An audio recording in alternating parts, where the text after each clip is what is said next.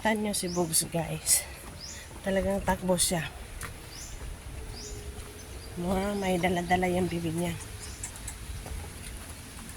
Lakad! Tangay-tangay niya pa rin, oh. Basta, takbo lang siya ng kanya. Itapon mo yung nasa bibig mo, Bugs. Yan, oh. Tapon mo yan, dali. Iwanan mo na yan, Bugs. Bugs. Naku, napakalaki naman talaga niyan, oh.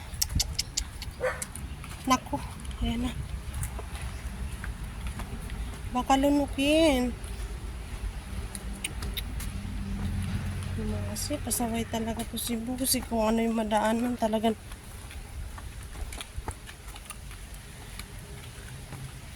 Binitawan niya, hindi ko naabutan eh. Mabitawan niya yan. Pag binitawan niya yan talaga dapat nandun ako sa malapit sa kanya. Kaya lang, mabilis naman sila maglakad.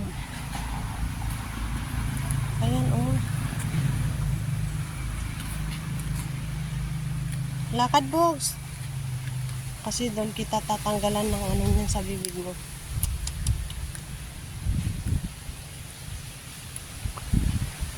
Lakad, Bugs. Hindi talaga.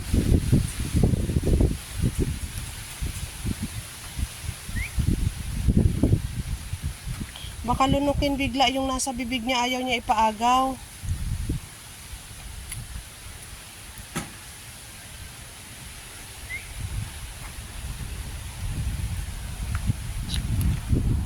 Bugs, tara na, Bugs. Ayaw niya ipagaw pa. Baka bigla lunukin, Papa. Lulunukin niya yan. Papa, wag. Dapat sa liig ang hawak mo. Ay, buto. Kaya nga, malaking buto nga. Ayaw niyang bitawan. Sarap yun eh. Eh, Papa, ang laki-laking buto niyan. Baby, ayun, nakawala na. Hilahin mo na si Bugs. Ako naman.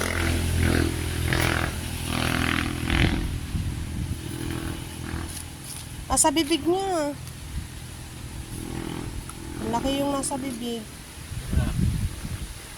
Wag mo nang anuhin kasi sabi ni James, pagka inano daw, inaagaw mo, lalo niyang mas mabilis lunukin.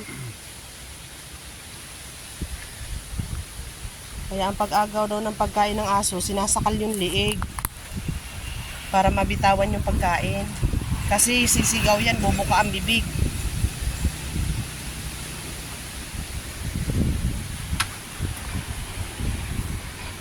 Bitawan. Sana?